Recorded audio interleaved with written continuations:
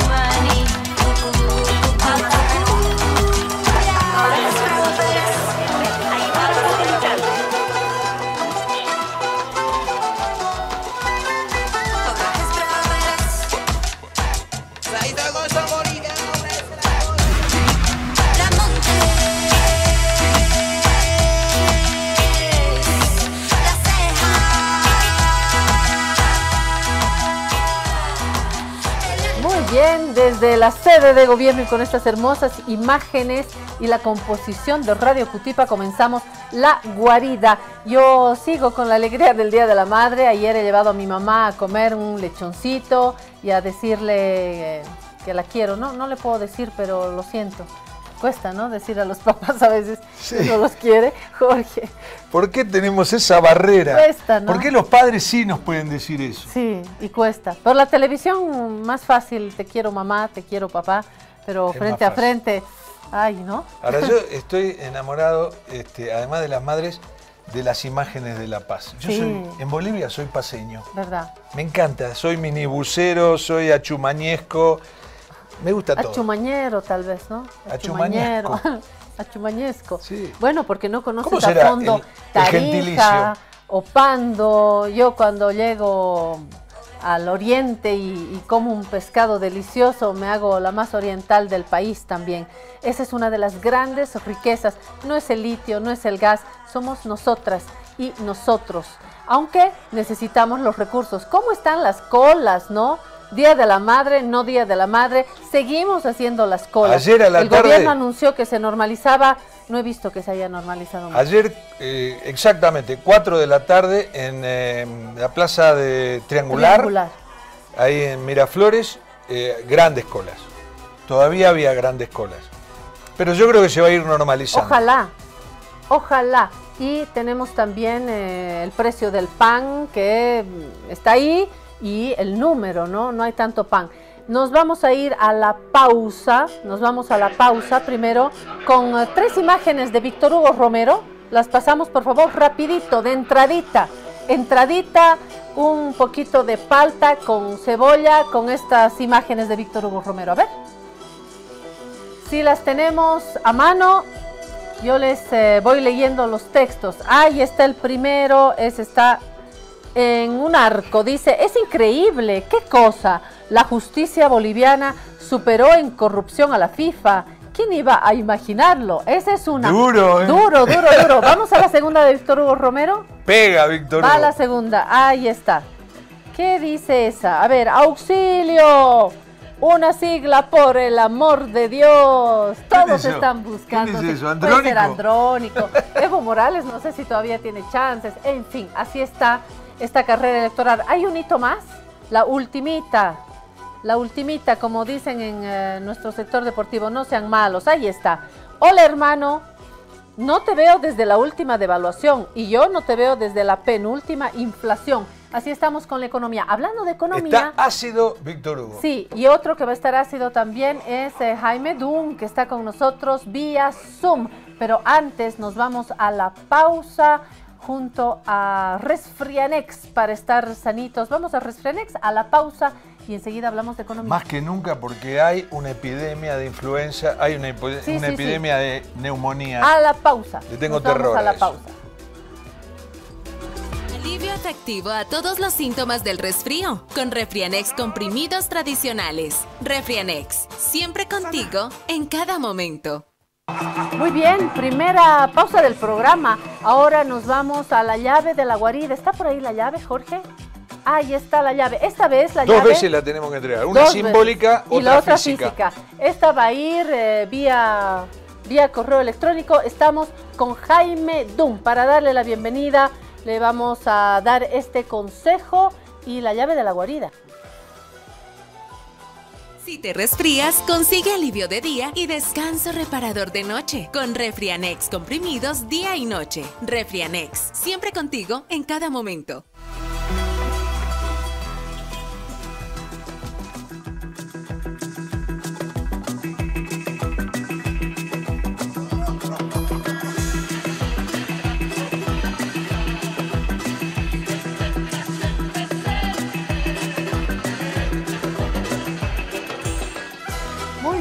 Gracias Jaime Dum por aceptar estos minutos, por ser amigo nuestro. Esta es nuestra guarida junto a Jorge Barraza y quien les habla, Claudia Benavente. Jaime, nos hemos venido a esta guarida y desde aquí tomamos contacto, desde aquí te doy la llave de la guarida. Tú tienes la llave esta vez de la reflexión económica, pero antes de la reflexión económica, las gracias por estar con nosotros. ¿Cómo va? Querida Claudia, muy buenos días. En realidad yo soy el agradecido contigo, con Jorge, por supuesto, y por darme esta oportunidad de no solo ser entrevistado, sino primera vez que en una entrevista me entregan algo, así que recibo esa llave de corazón. Muchas gracias. Perfecto. La llave y la primera pregunta, Jorge. ¿Cómo vas, Jaime? Bueno, en primer lugar... Buen día. En primer lugar, yo creo que esta es una entrevista más política que económica, pero a mí me gusta mucho la economía y te voy a hacer la primera pregunta en ese sentido, que creo que sos un experto. Todo el mundo, nadie habla de otra cosa que de la crisis económica, de la inflación sobre todo, que yo digo que es el impuesto a los pobres, ¿no? Porque los pobres no tienen defensa contra ese flagelo que es la inflación. Le aumenta todo, lo único que no le aumenta es el ingreso, y bueno, la pregunta es, ¿vos creés que se puede hacer algo en 100 días de gestión? Es decir, tomar medidas efectivas que además impacten sobre la economía de manera positiva, por supuesto, ¿no? Querido Jorge, tu pregunta es muy importante y la verdad es que en la respuesta se me vienen varios temas que son también fundamentales para entender esto. Primero, la economía es una ciencia social que tiene mucho que ver con las expectativas y la mente de las personas. El momento que tú das seguridad jurídica, el momento que tú estableces un programa creíble y un equipo que pueda responder a la crisis, eso ya empieza a hacer que la economía funcione. Es decir, antes de tomar una medida estrictamente económica, los planteamientos, los programas, y las ideas de lo que va a hacer, empieza a ordenar la economía. Segundo tema, que creo que es fundamental. Tú preguntas sobre la inflación. Todos comprendemos la inflación como el incremento sostenido de los precios. Pero en realidad la inflación ya ha sido investigada, ha sido estudiada y ha sido ya ampliamente comprobado que la inflación es en realidad un fenómeno donde no es que suben los precios, sino que tu moneda pierde valor. Es la pérdida del valor de la moneda. ¿Y por qué pierde valor? Porque el gobierno gasta mucha plata. Es un fenómeno estrictamente monetario, se dice. Entonces, fíjate lo que significa eso. Es muy profundo, querido Jorge. Significa entonces que es el gobierno el que causa la inflación, porque gasta mucho. Y no solo eso, uno llega a una conclusión, que la inflación se vuelve una especie de política de Estado. O sea, el gobierno es el que crea ese impuesto. Por eso se llama impuesto, porque el gobierno lo crea. Lo crea sin legislación, sin pedirle autorización a nadie y en silencio. ¿Y sabes quién gana de la inflación, querido Jorge? El gobierno sale ganando sobre los ciudadanos. Es un mecanismo de financiamiento que utiliza el gobierno. Fíjate, antes algo valía 10 bolivianos. Entonces el gobierno, por un impuesto, recaudaba, por decirte, 13 bolivianos. Ahora eso vale 20. el gobierno ahora recauda 26 bolivianos. O sea, la inflación hace incrementar también la recaudación del gobierno. Y por supuesto, una de las medidas importantes que hay que tomar es justamente cuidar el valor adquisitivo de la moneda para que no se dé esa inflación, y eso significa reducción del gasto. Me preguntabas sobre el tema si se puede hacer en 100 días. Yo creo que quien te agarra y te dice sí se puede en 99 o en 100, ¿no es cierto?, está mintiendo. No se puede decir se hacen tantos días, porque primero no sabemos la realidad económica cuál es. Recién el primer día de gobierno vamos a saber si el déficit fiscal realmente es de 12 o es de 22. Segundo, lo que sí sabemos es que si se toman las medidas correctas, la economía se va a ir reordenando automáticamente. La reducción del gasto de una manera ordenada, complementada con otras medidas, evidentemente va a guiar las expectativas de la gente y va a frenar la presión inflacionaria. ¿En cuántos días y a cuántos? Si yo dijera eso, querido Jorge, estaría mintiendo. Yo voy también por una pregunta que tiene que ver con la economía y con las matemáticas. De acuerdo, Jaime, en que la economía tiene que ver con la psicología de las sociedades. Si hay certezas, si sube el kilo de carne y no lo puedo comprar, por supuesto que me da mucha bronca porque ayer comía carne, hoy no puedo comer carne. Pero si sé que la carne no se va a mover de ese precio, así yo no la pueda comprar, me da esa certeza y la esperanza de que en algún momento pueda comprar un poco de carne. Pero esa certeza y la confianza tiene que ver sin duda con las bases de la economía. Pero la economía también es matemáticas. La economía es cuánto uno exporta, cuánto uno interna al país, cuál es, como en la casa, ¿no? Me parece que realmente la economía básica tiene que ver con esa lógica que tenemos nosotros en nuestros hogares, y hoy definitivamente las matemáticas no nos dan. Ya no somos un país exportador de gas más allá de las culpabilidades dentro de las salas del MAS. Lo cierto es que ya no tenemos que vender. El mercado argentino se cerró, las importaciones peligran, los exportadores tampoco traen los dólares. Tiene que ver con las matemáticas. Jaime, esta pregunta un poquito larga porque quiero hacer referencia también a documentos. Uno de ellos lo compartimos esta semana junto a Gabriel Loza y Horst Greve, un documento que ha sido publicado gracias a una iniciativa de la FES, de la Friedrich Ebert. Hay otro de la Fundación Milenio respecto de estas salidas. ¿Cuál es para ti, obviamente, como financista, el camino? Si lo puedes decir en español para que lo entendamos todos, y cortito porque el tiempo es así en la tele, ¿no? Sí, mira, tuve la oportunidad de leer ese documento, como también el de la Fundación Milenio, y básicamente todos concluyen, y el análisis que hemos hecho individualmente, todos los equipos de todos los candidatos, todos concluimos que el problema es el gasto público en exceso del ingreso. Que quede claro una cosa, evidentemente, como tú dices, exportamos menos, de acuerdo, pero el tema es que gastamos más, ¿no es cierto? Gastamos mucho más de lo que exportamos también. Entonces, cuando uno ve, por ejemplo, este análisis que tú mencionas, este documento, como otros documentos, Fundación Milenio y quien sea, como te digo, todos hacen un diagnóstico y encuentran que hay un desequilibrio que se llama fiscal, es decir, ingresos por debajo del gasto. Todos al mismo tiempo también hablan de que hay que reducir el gasto.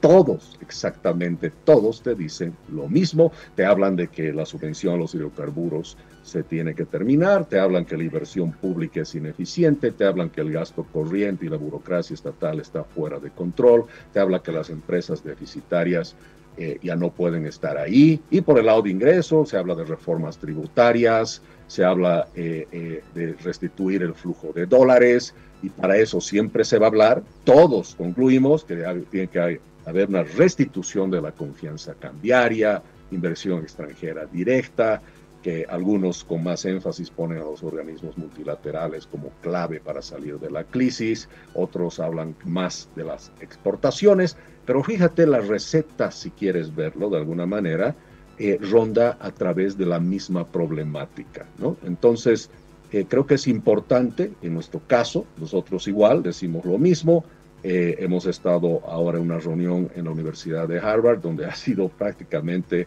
el mismo diagnóstico al cual han llegado expertos de calidad mundial.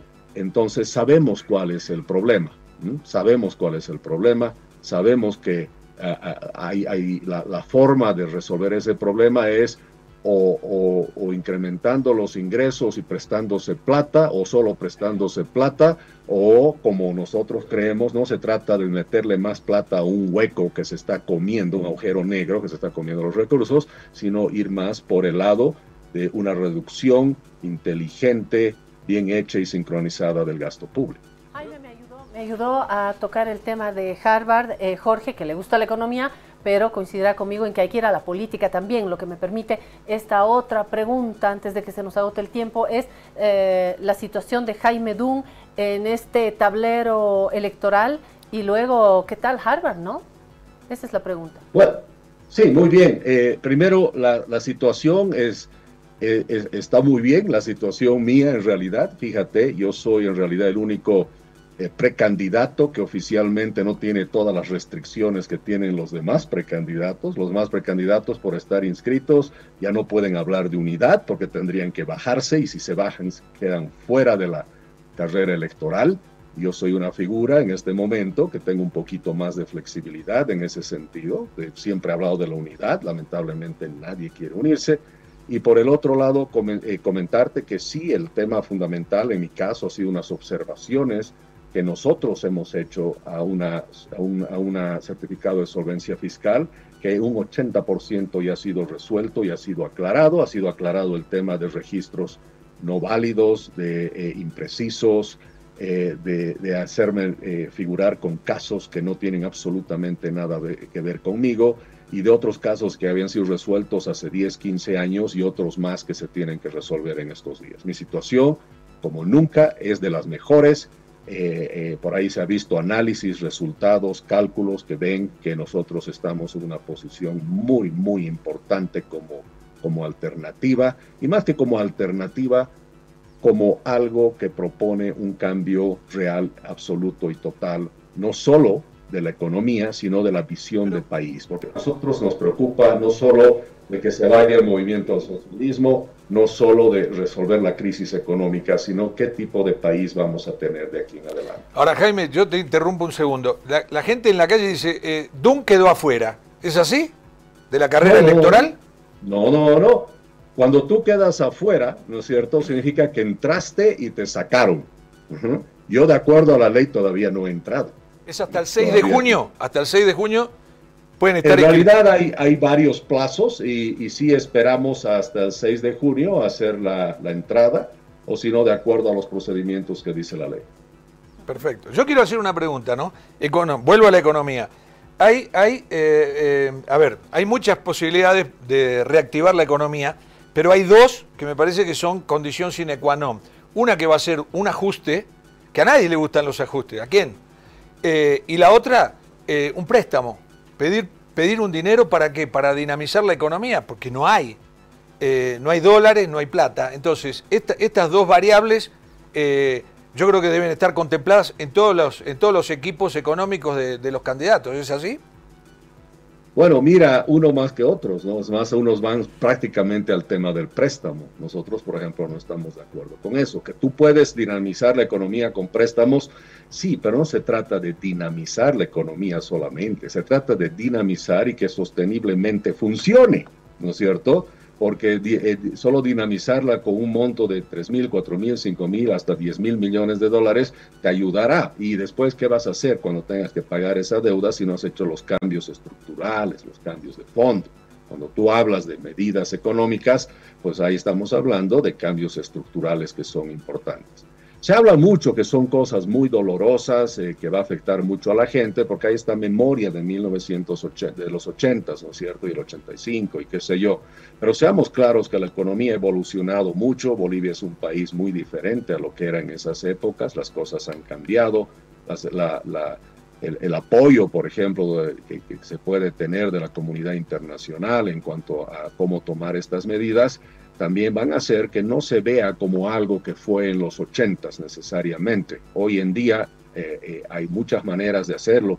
Mira, simplemente con la libre importación de combustibles, transporte de combustible libre, por supuesto, la reducción de subvenciones por liberar la importación de combustibles, una lucha frontal contra el contrabando de combustible que se lleva más de 400 millones, dejando de hacer inversión pública en empresas públicas, racionalizando eso, y por el otro lado, parando esta incubadora de empresas que te absorbe, empresas públicas, que te absorbe más de 500 millones de dólares y otras cosas más. Puedes hacer 4.000, 5.000 millones de recortes sin despedir absolutamente a nadie. Lo que pasa es que esta economía es tan obesa y tan ineficiente que hay mucho para recortar sin llegar realmente a despedir gente, como se dice. El tema de la situación laboral y lo que vaya a suceder es algo que tiene que complementarse con otros mecanismos, como estimular al sector privado a generar empleo, cosa de que cualquier pérdida de empleo de un lado se vuelve una ganancia de empleo por el otro lado, ¿no es cierto? Entonces es un paquete de muchas cosas. Y con esto resumo lo que quiero decir, estimado Jorge. ¿Cómo veo yo? Yo sé que a veces simplifico mucho las cosas. Pero el 21060 famoso y el dolor que causó, bueno, eso era un mate de coca para un dolor de estómago. Hoy en día existe Sertal, hoy en día existen otras medidas y otras formas de hacer las cosas sin que necesariamente se repita todo ese tema social complejo y político de los 80.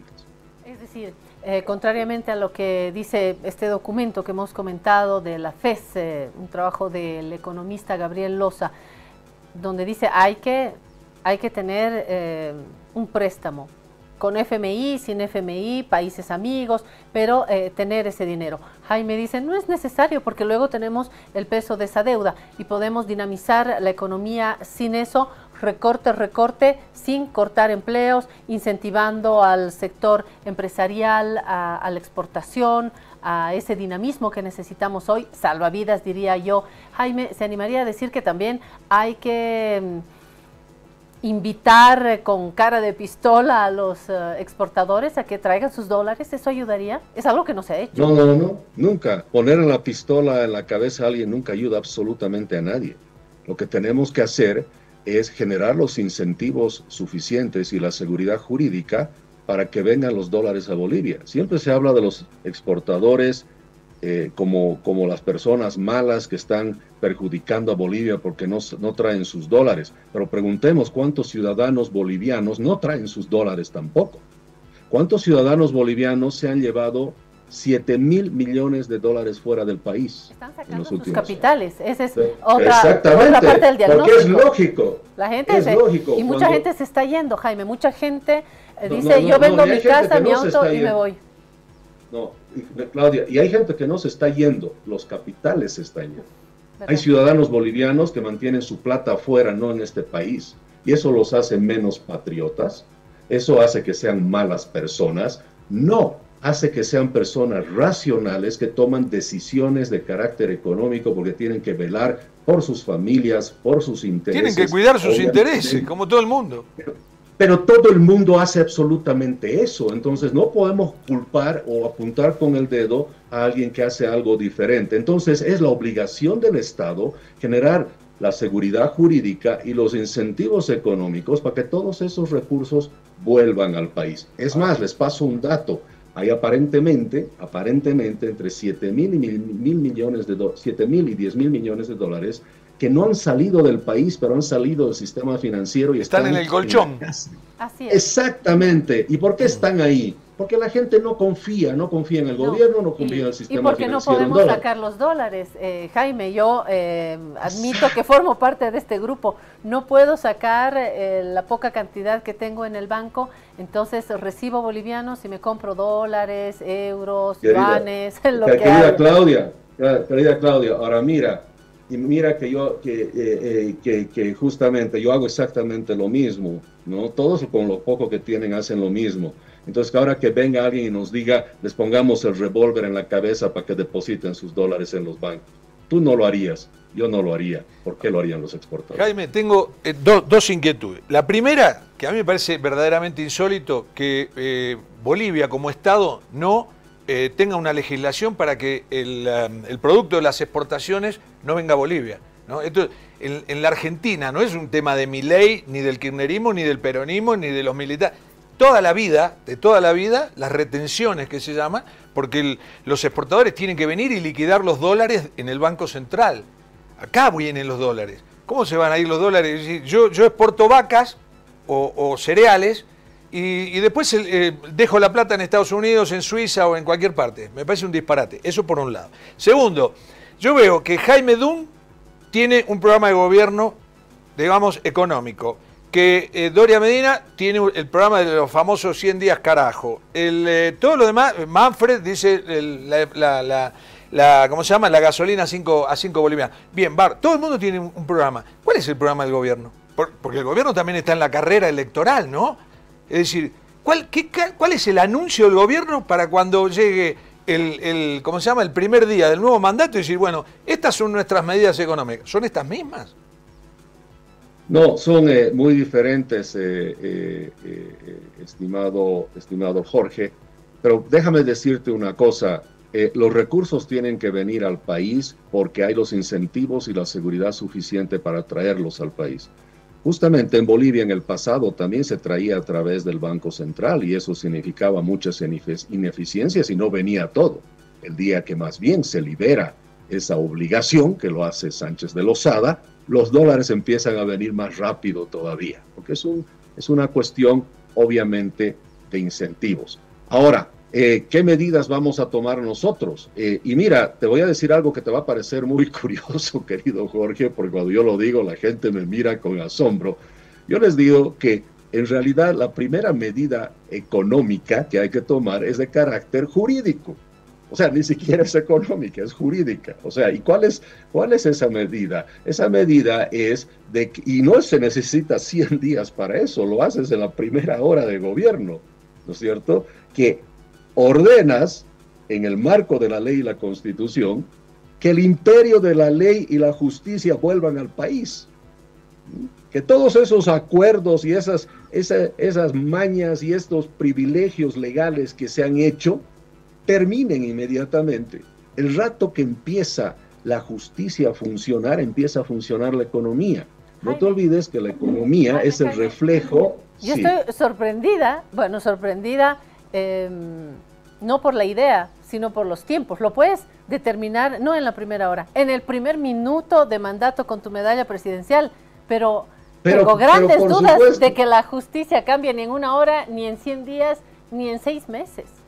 El rato que tú das la seguridad jurídica de que ahora se acabaron todos esos acuerditos que hay, porque tú sabes que hoy en día la justicia está manipulada desde el mismo Ministerio de Justicia, ¿no? Entonces, en la misma hora que tú dices ya no hay Ministerio de Justicia, la justicia va a empezar a funcionar independientemente. Entonces, por ejemplo, tú tienes órdenes de aprehensión, órdenes de investigación y captura que están vigentes hace meses y no se ejecutan. El rato que se empiecen a ejecutar y se vea que la justicia está empezando a funcionar, la economía va a empezar a acomodarse también. No puede haber medida económica que funcione, un decreto o una ley, si la justicia sigue corrompida.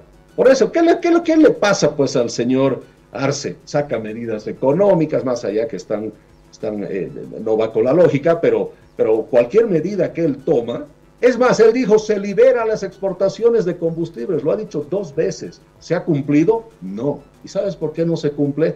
Porque su decreto y las normas que él saca no se cumplen.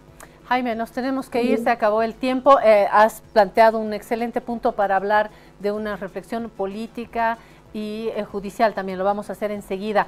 Jaime, la invitación para que conozcas acá nuestra guarida, que recibas físicamente la llave. Te voy a invitar una sultana, porque ya té no tengo. Vamos al té de los pobres, como decía mi abuela, la sultana. Jaime, la próxima vez ¿podría venir acá a la guarida? En Aviala. Por supuesto que sí, por supuesto. Hoy día no me fue posible porque estoy en una entrevista tras otra, pero ahí estaré, Claudio. Y ahí, Jaime, despidiéndote, ahí te vamos a pedir, yo te voy a pedir que nos expliques un poco el fenómeno Milei de la economía argentina. Bueno, ahí está. Con muchísimo gusto. Tuve la oportunidad, ahora en Harvard tuve la oportunidad de escuchar a Sturzenegger y hablamos entre todos de cómo se está haciendo todo este proceso de cambio allá, y realmente me ha parecido sorprendente los conceptos, cómo los manejan y cómo en el fondo ellos dicen que la gente en el fondo quiere cambio, y no quiere cambio poco a poco, quiere cambio rápido. La gente, yo creo que al margen de la posición ideológica, quiere estabilidad, quiere bienestar para su familia, para uno mismo. Bueno, gracias Jaime Dun, estamos en contacto y físicamente ya plantearemos otros debates acá. Un abrazo, Jaime, a la distancia, y recordarles a ustedes que este diálogo es posible gracias a Resfrianex. Si te resfrías, consigue alivio de día, descanso reparador de noche y fortalece tu sistema inmune con Refrianex sobres día y noche. Refrianex, siempre contigo, en cada momento. Estamos en La Guarida, volvimos después de una nota buenísima por Zoom con Jaime Dun, que yo digo que debemos convenir que uno puede estar en la misma vereda ideológicamente o no con Jaime Dun, pero que tiene conceptos clarísimos y que tiene además un discurso que uno le quiere creer, ¿no? De que la economía se puede dinamizar, se puede activar para mejor rápidamente. Y ahora los invito a La Llave de la Guarida, que es una de nuestras secciones especiales con el auspicio de nuestro principal cliente, ¿no? Que es Laboratorios Vago.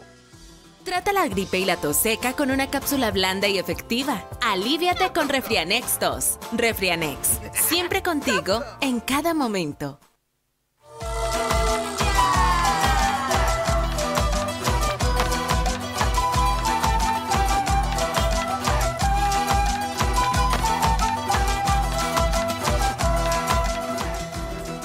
Resfrianex, té con limón, un mate también. Me agarré el mate de Jorge, muy bueno su mate. Tengo acá una cosa Ahora, que le vas a entregar. Cambio, mate por llave. A nuestra invitada, sí. A nuestra invitada de hoy de honor, realmente de honor. Delante de ella hacemos el cambio de Y cuídamela mate. Porque esta fue la llave de Papillón, la que consiguió para escaparse de la cárcel. Aquí está, pero para Susana no es una llave que cierre, es una llave que abra.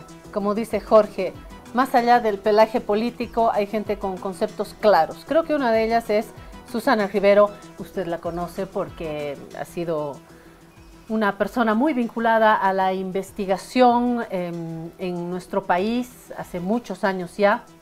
Yo la conocí como fotógrafa, pero después ella ha hecho investigación ligada a temas agrarios, conoce bien el Oriente, conoce la política, conoce la economía, conoce la justicia en el país, sabe que es un problema. Ha sido diputada, ha sido ministra, pero la traemos no como ex autoridad, sino como abogada. Abogada de esos que necesitamos hoy, constitucionalista, penalista y sobre todo con conceptos claros. La llave de la guarida para Susana Rivero. Muchas gracias, Claudia. Para abrir, no para cerrar. Sí, realmente muy bonito el concepto. Qué lindo, ¿no? Hablando de conceptos, muy lindo el concepto. Necesitamos muchas llaves para abrir todas las puertas que en este momento están cerradas en Bolivia. Así es. A mí me así llamó es. la atención que Jaime Dun, que es un economista puro, ¿no? Dijera que para activar la economía, para mejorarla, una cosa fundamental, o lo primero que habría que hacer, es que funcione la justicia, Susana. Yo no lo había escuchado antes, ¿no? No. Primera medida económica, que funcione la justicia. Me llamó la atención porque, discúlpenme, pero yo creo que ni con una dictadura aquí la justicia se enmienda, ¿no? Bueno, no sabemos exactamente a qué se refiere, ¿no? Ha sido una bomba que han lanzado aquí en tu programa, que puede ser que se cierre un ministerio de justicia, por ejemplo, y dejar a la justicia como está, andar y caminar sola, es una opción.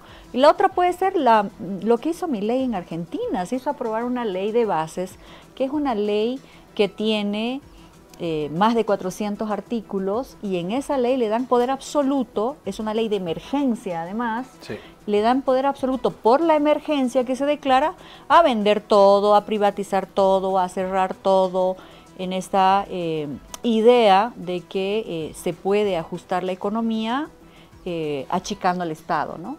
quizás se refiere a eso. Yo estoy especulando, recortando, ¿no? Casos también, recortando los gastos, ¿no? Sí, estoy especulando un poco, ¿no? Por eso te digo, puede ser una u otra, ¿no?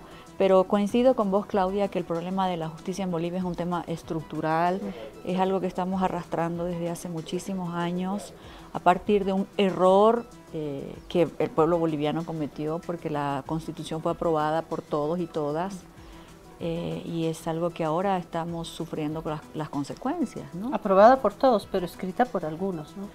Claro, pero recordemos que en el proceso constituyente las mismas fuerzas políticas que están hoy día en la pugna electoral también eran parte de ese proceso, ¿no es cierto? Y ahí se plantearon las grandes discusiones, y si vos te fijas, Claudia, los conflictos en esa Asamblea Constituyente no fueron precisamente por la forma en la que se iba a estructurar el órgano judicial.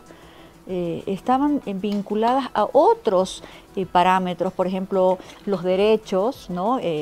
Algunas fuerzas más conservadoras que otras no querían el avance tan amplio de derechos, otros no estaban de acuerdo con el modelo económico plural, pero casi nadie hablaba de cómo se iba a estructurar la justicia. O sea, eso no era parte del debate, ni de las diferencias, ni de la disputa en el proceso constituyente. O sea que por eso digo, ha sido un error prácticamente colectivo, ¿no? Ahora yo digo, tal vez, ¿no? Está un poquito tocado Jaime Dunn. ¿Por qué? Porque él dice, un individuo que se ha autoprorrogado tiene la facultad de impugnarme a mí. ¿Y eso? ¿Qué clase de justicia es esa? Claro, lo que pasa es que yo creo, y mira, me traje algunas cositas acá, incluso la Constitución y la norma. Hay que andar con la Constitución. Con la Constitución en la mano, porque todo el mundo habla de todo. Nosotros tenemos en Bolivia, además del mandato constitucional de que quién es el órgano que organiza, estructura, define, supervisa, ejecuta un proceso electoral, tenemos la ley del órgano electoral, que es la 018, que también la traje, y tenemos la 036, que ya es de el proceso electoral en sí mismo, ¿no? La 036, que es la ley del régimen electoral. Entonces, si realmente todos estuviéramos con la convicción de llevar adelante este proceso democrático necesario en el país, estuviéramos hablando de estas dos leyes en las que en ningún caso tiene nada que hacer el Tribunal Constitucional, ¿no? Mira, en la ley 018... Me viene, perdón, pequeño paréntesis así, pero como un spot, tawichi, vocal del Tribunal Supremo Electoral, que dice, pero está en la Constitución que las disposiciones del Tribunal Constitucional Plurinacional son de cumplimiento obligatorio. Lo ha dicho muchísimas veces. Bueno, pero es que esa es una interpretación parcial de los temas, ¿no? Cuando hay derechos que uno entiende o cree que pueden estar siendo vulnerados, uno hace una ponderación de derechos. O sea, eso te lo enseñan desde que estás en la universidad. Cualquier juzgador, cualquier autoridad, incluso en la vida administrativa, cuando hay dos derechos que están confrontados, se hace una ponderación entre ambos para ver cuál es el que tiene más peso. Tiene más peso o el que menor daño provocaría, ¿no? Mira, Claudia, el artículo 6 de la ley 018 del órgano electoral dice que la competencia electoral, el órgano electoral plurinacional tiene las siguientes competencias. La primera dice, organización, dirección, supervisión, administración, ejecución y proclamación de resultados en procesos electorales. O sea, aquí no hay manera en que el Tribunal Constitucional pueda involucrarse, claro, salvo afectación de derechos fundamentales. Le da todo el poder al Tribunal Supremo Electoral. Sí, salvo, como te digo, salvo, dice clarito, que haya vulneración de derechos, ¿no? Y si nos vamos a la coyuntura de estos días, ¿no?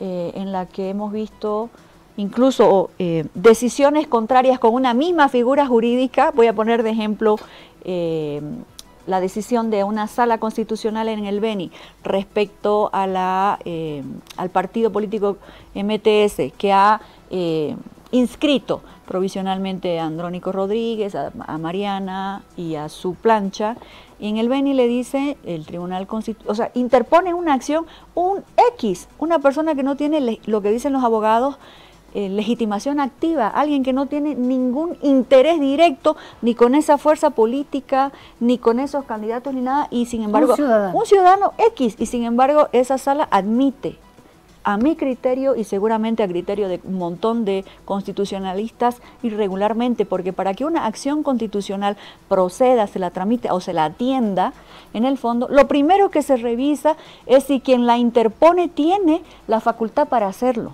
¿no es cierto? O sea, la única salvedad, y ahí volvemos al Tahuichi, la única manera en la que otro órgano, en este caso el constitucional, interfieran en una decisión del electoral es si hay afectación de derechos. ¿Y qué tenía que ver ese X con un partido que no es su propio partido político, por ejemplo? Y en una instancia muy lejana, geográficamente y como y dice, un montón de otras cosas.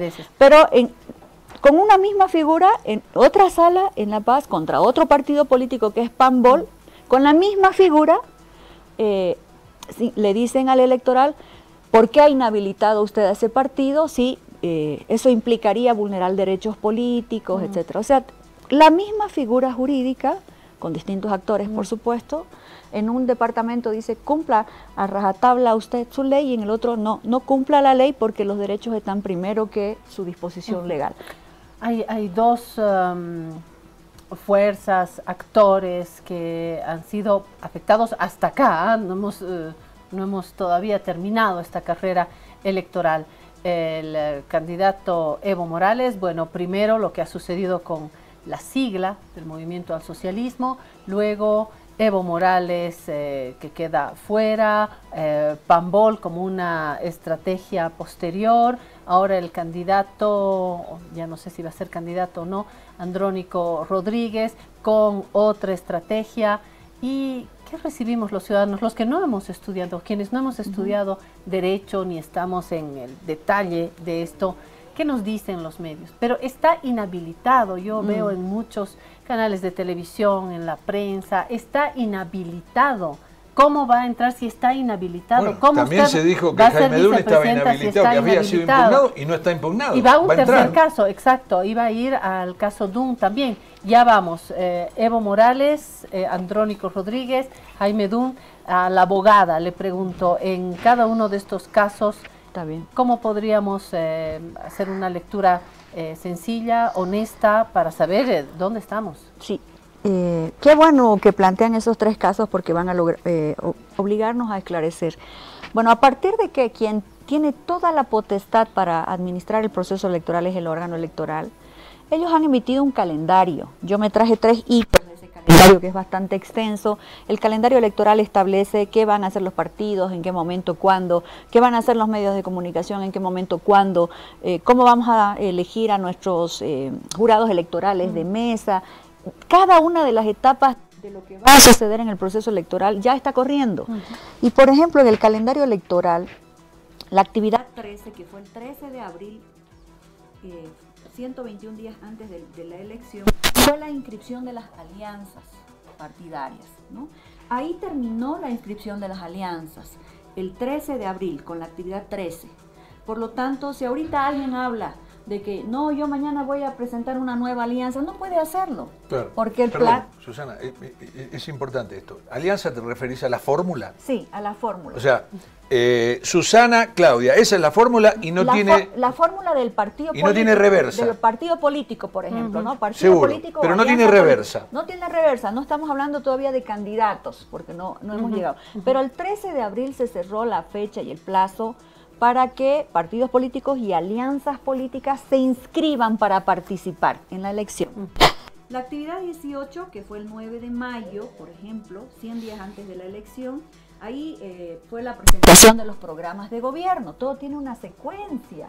O sea, ahorita no puede aparecer uno nuevo, si no se ha inscrito en su momento, si no ha presentado su plan de gobierno, o sea, porque no solamente estamos hablando de personas, sino de lo que quieren hacer con el país, de lo que le van a proponer al país. La actividad 20, que ya todo el mundo habló de esa, fue la inscripción de candidaturas. A ese momento fue el 19, todos estuvimos atentos a ese momento. Exacto. La actividad 25, que es en esa en la que estamos en este momento, es entre el 20 de mayo y el 3 de julio, y ahí es la sustitución de candidaturas. Entonces, aquí me voy a detener un momentito en la sustitución de candidaturas. Tenemos que ir a un corte, perdón, esto no es censura, es un corte técnico, porque tenemos que ajustar algo. Vamos a la pausa y enseguida seguimos con este calendario y con Susana Rivero en nuestra guarida. No se vaya, por favor. Esta es la mejor morena del mundo. Fuerza Moreno, dice esa composición. Me encanta Radio Cutipa, gracias por cedernos el poder utilizar estas dos composiciones, la cumbia de la Pérez y Guara, me encanta. Y hemos solucionado el problema con Susana Rivero, un tema de micrófono, pero se escuchó todo, no hay problema, y se seguirá escuchando, a pesar de muchos, seguiremos escuchando a Susana. Este es el punto.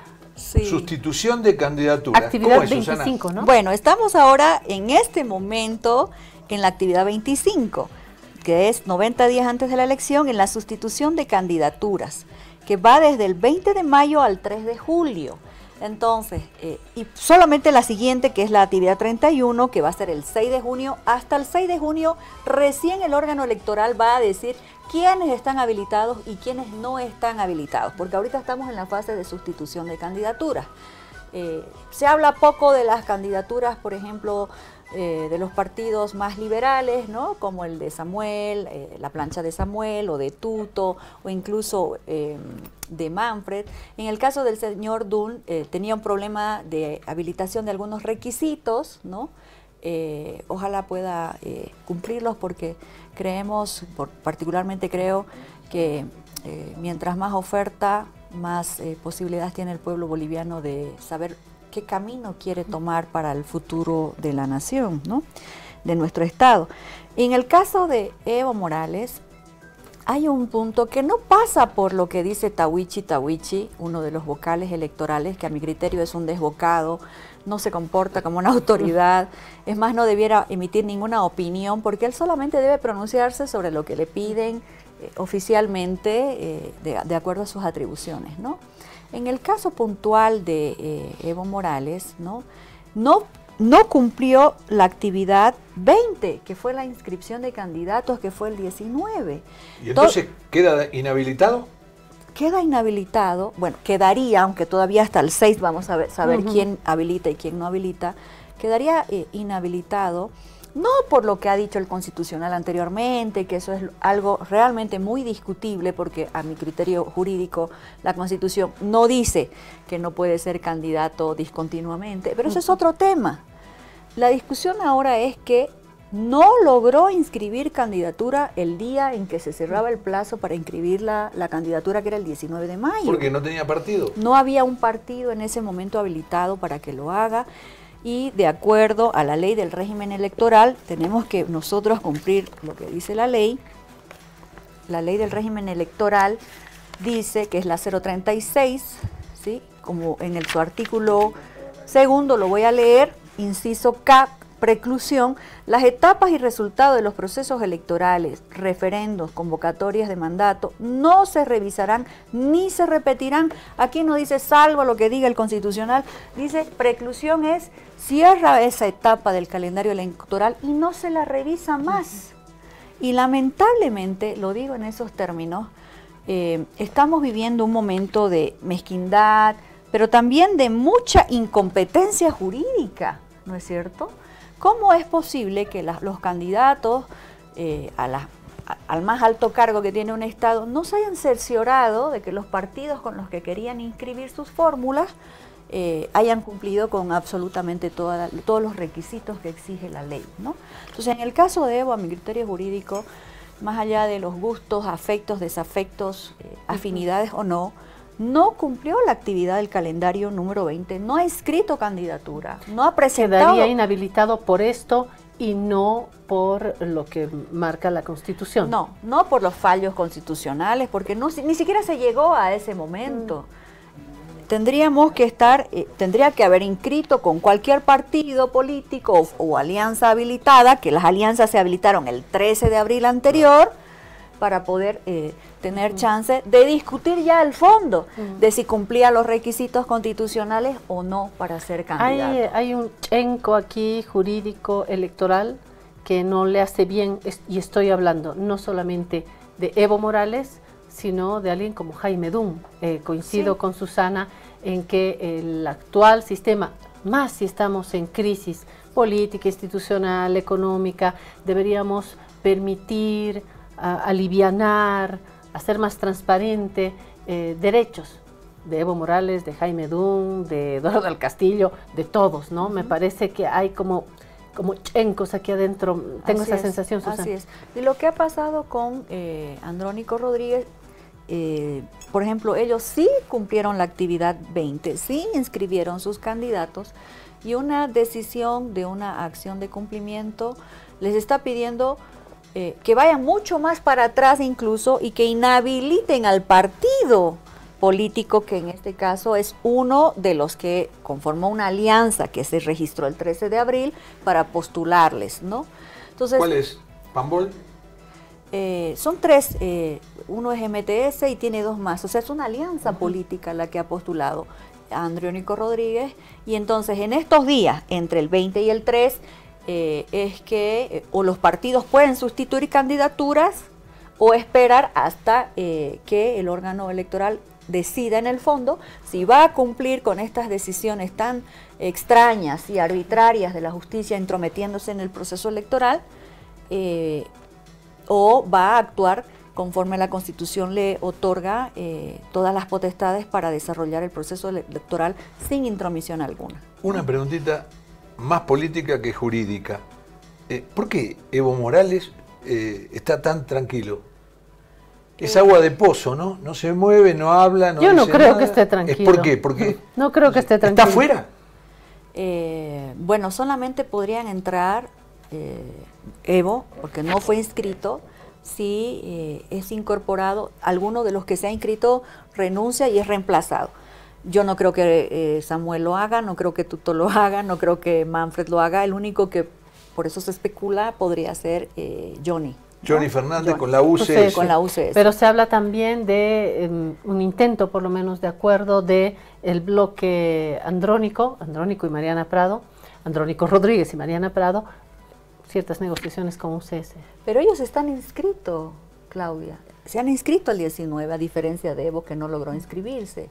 Y el fallo constitucional del Beni solamente está diciendo: anúlele al MTS, pero ellos fueron inscritos por una alianza, donde uno es MTS, hay otros dos más. Entonces ellos estarían fuera de... Yo creo que jurídicamente ellos siguen habilitados. No habría por qué inhabilitarlos. ¿Cuándo nos enteramos definitivamente quiénes van a la carrera electoral? El 6 de junio. El 6 de junio el Tribunal Supremo Electoral, de acuerdo al calendario, publicará las candidaturas habilitadas. Yo pongo la tele el 6 de junio a las 7 de la tarde y ahí me entero. Ahí nos vamos a enterar qué es lo que ha decidido el órgano electoral. Y si ha decidido el órgano electoral, el Tribunal Supremo Electoral, y si hay separación de poderes, o sigue habiendo la mano de un Tribunal Constitucional plurinacional autoprorrogado que hace rato borró la independencia de poderes. ¿Fue muy lejos? No, yo comparto contigo, Claudia, lo hemos expresado hace muchísimo tiempo. Hubo un momento de transición constitucional excepcional, que se ampliaron mandatos, eso fue el 2019, hubo una ley especial de ampliación de mandatos para todo mundo, para concejales, alcaldes, gobernadores, porque realmente el golpe de Estado fue muy duro en Bolivia. Sacar a un presidente no con movilizaciones como alguna gente dice, sino con todo un aparato militar y policial que ya no te respondía, provocó no solamente las muertes que hemos visto, sino que la institucionalidad boliviana se sacuda. Y ahí, como un acuerdo nacional, se hizo una ley excepcional de ampliación de mandatos de todos, pero eso era una excepcionalidad. No puede usarse ese elemento y esos argumentos jurídicos como ha hecho este constitucional para ampliarse sus mandatos, si no, entonces cada quien que haga lo que quiera, se quede ahí hasta nuevo aviso.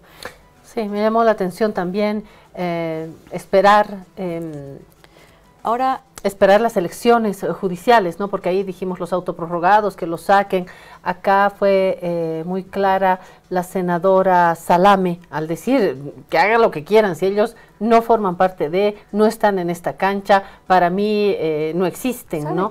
Pero no es así. ¿Sabe qué, Claudia? Mire, cuando yo he sido diputada, yo he hecho juicios, he sido investigadora y fiscal y acusadora en juicios de responsabilidades para 5 altos magistraturas.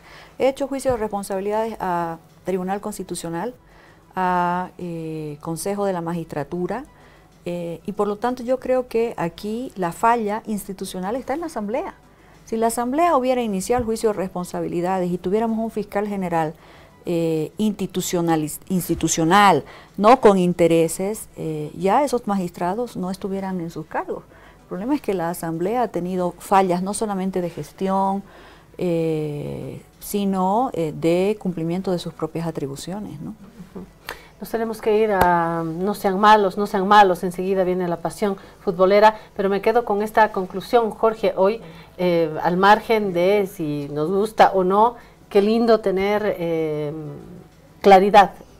Lo tuvimos con Jaime Dun y lo tenemos con Susana Rivera. No, tenemos que decir, el jueves que viene, que es el jueves 5, Venezuela-Bolivia, nos jugamos la vida ahí. Y el viernes 6 también nos jugamos la vida. Ahí se va a saber cuáles son los competidores de la carrera electoral. Así es, y vamos a saber... Y después no hay tutía, ¿no? No, y después vamos a saber si el país va a aceptar que ese órgano, que es el árbitro de las elecciones, tome las decisiones o van a llover los amparos de quienes terminaron fuera de la carrera. Y más lío. Más lío y hacer más amparos implicaría incumplir las fechas límites para el proceso electoral que está previsto para el 17 de agosto. Y en medio de estos amparos, Dios nos ampare de no tener elecciones, que creo que es el mayor riesgo, y la gente ya se está calentando. Se está calentando de estos manejos, se está calentando de la cola de la gasolina, se está calentando del precio de la mantequilla, nos estamos calentando. Creo que necesitamos serenidad. Susana Rivero estuvo acá en La Guarida, se va a sacar una copia de la llave y va a entrar cuando quiera. Gracias, Susana, por estar con nosotros. Gracias, Susana. Gracias, de verdad. Nos vamos a la pausa con Resfrianex, nos cuidaremos del resfrío, eso más ya no aguanto. Nos cuidamos del resfrío y enseguida volvemos con No sean malos. Poco tiempo nos queda, vamos a tomar un Resfrianex y después nos vamos a la pasión futbolera. Quédese con nosotros, no sean malos.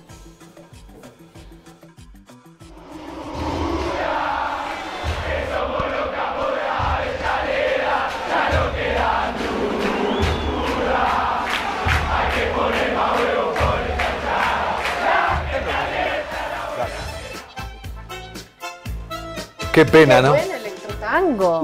Me encanta esto. Lo que no me encanta es el tiempo que nos falta. Sí, vamos. Tengo 1.000.000 de cosas para decir. Y pocos minutos, así que... Me pone mal eso. A comenzar. Bueno, primero, hoy se juega la vida Bolívar. Milton está ahí con el escudo de Bolívar. Yo, Milton, te digo, ganen hoy, viejo, porque... Si no se enoja Claure. se enoja Claure. Bueno, Bolívar con Cerro. ¿Qué pasa? Se juega la vida. Tiene que esperar que no gane Sporting Cristal, que juega contra Palmeiras. Yo creo que no gana ni que se mueran los de Palmeiras. Pero qué? bueno, ¿Por qué? porque porque Palmeiras es el mejor equipo de Sudamérica, juega de local en San Pablo. Pero bueno, si ganara Sporting Cristal, por más que gane Bolívar, queda fuera igual, ¿no? Ya está fuera de la Libertadores, pero ¿cuál es la esperanza? La esperanza es continuar en la Sudamericana. ¿Y cuál es eso? Primero, que seguís en el campo internacional. Y segundo, que entras en la Sudamericana. En un repechaje vas a la Sudamericana. ¿Por qué es importante entrar en la Sudamericana? Porque también da mucho dinero y porque la final se juega en Santa Cruz. ¿Vos te imaginás si Bolívar llega a la final de la Sudamericana? Yo calculo que pueden ir 30.000 personas, 40.000 personas desde acá. Mismo la gente que es bolivarista que ¿Aún está en con Santa crisis? Cruz. ¿Aún con crisis? Con crisis.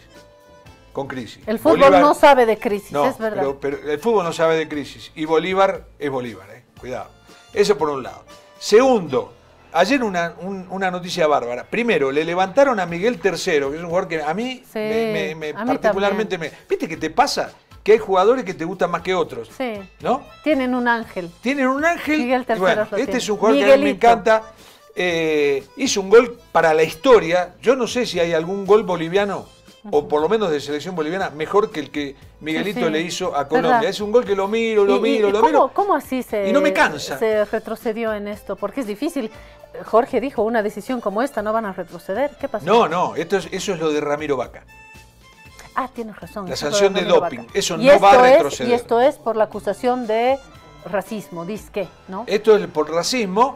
Pero igual, a una decisión, no sé si tan fácil. Un jugador del equipo rival, ahí está, ahí lo vemos a Miguelito con la camiseta de el América Mineiro, ¿no? De Minas Gerais.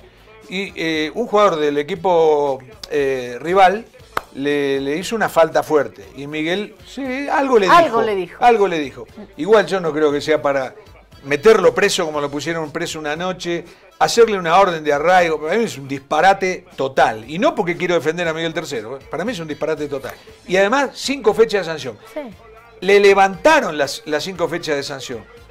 Y anoche jugó. Hizo la jugada del primer gol, dio la asistencia y metió el segundo gol. Ganó el Atlético. Jorge, te quejaste también en estas últimas horas de un jugador que le dijo venezolano muerto de hambre a no sé quién, sí. Y eso, o sea, unas cosas nos indignan y otras no. No, a ver, yo creo que hay cosas que se dicen en el partido, que no hay racismo, no hay xenofobia, nada. Vos le decís para achicarlo, hay que dejarlo en un cierto, hay que encorsetarlo, porque si no, no se va a poder jugar al fútbol. Se van a suspender los partidos, sí. Se van a suspender todos los jugadores. Pero hay que respetarse también, ¿no? Hay que respetarse, pero eso es más viejo que el fútbol, ¿no? Que tiene 180 años de antigüedad. Pero Miguelito, que es un jugador que lo queremos mucho, un tiempo atrás le hicimos una nota al papá. Sí, ¿te acordás?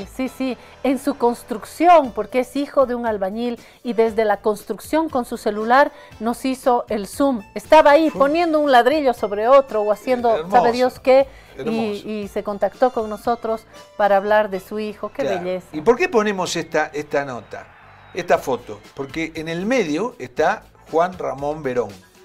El peladito de este costado es su hijo, Juan Sebastián, y el otro es su nieto, es toda la dinastía de los Verón. Ayer falleció Juan Ramón Verón, te juro, me emocioné hasta las lágrimas, porque es un ídolo de mi infancia. Yo era hincha de Independiente y Verón de Estudiantes, ¿no? Que es la contra total de Independiente, nos odiamos. ¿La Plata? ¿Estudiantes La Plata? Estudiantes de La Plata, así se llama. No es que es estudiante Guido de la ciudad de La Plata. Guido Loaiza, que estudió en fanático de La Verón. Plata, y fanático de Estudiantes de La Plata, ¿no? Fanático de Estudiantes, y él cuenta que se prendía en el alambre, al lado donde jugaba Verón, ¿no? Para verlo a Verón. Fue un jugador excepcional, pero además una persona excepcional. Y su papá también era un albañil. Claro, Verón, de una familia numerosa, el papá albañil, la mamá murió cuando él tenía 6, 7 años. Hijo de la humildad también, ¿no? Un hijo de la humildad. Un hijo de la humildad. Y él, un humilde total, al punto de que su papá se enteró que él jugaba al fútbol cuando la tercera de Estudiantes salió campeón y salió en el diario El Día de la Plata.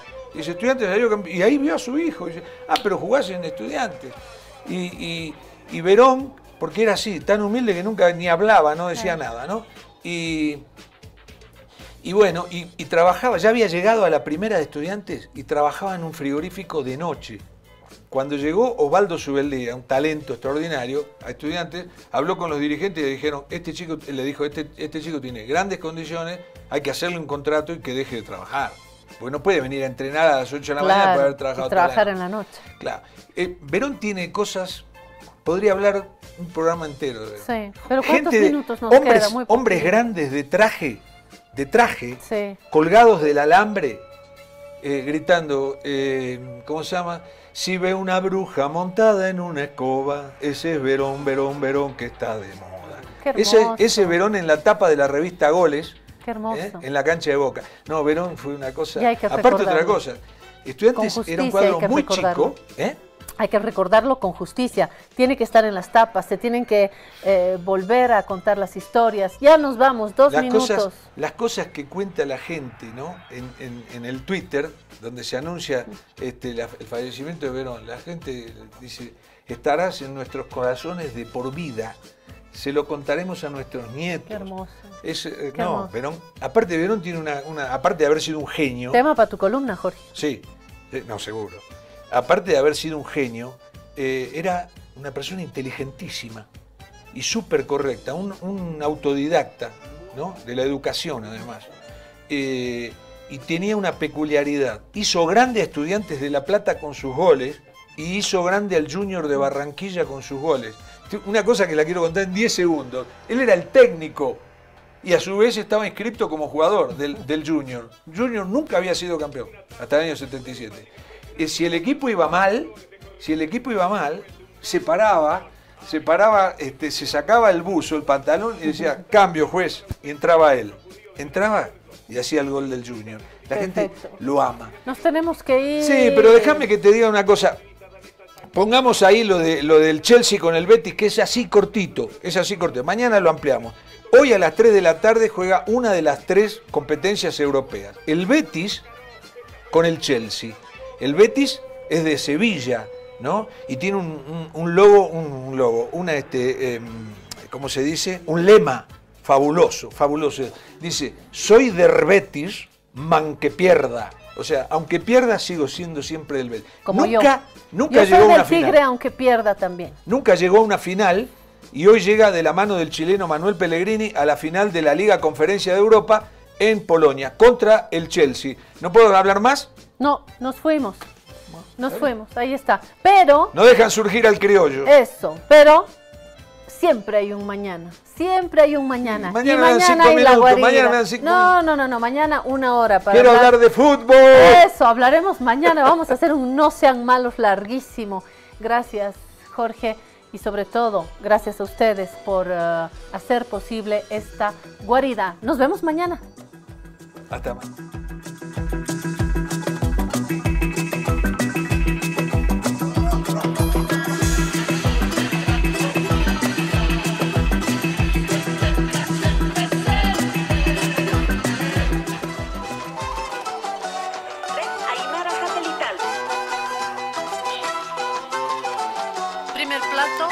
Radio Cutipa.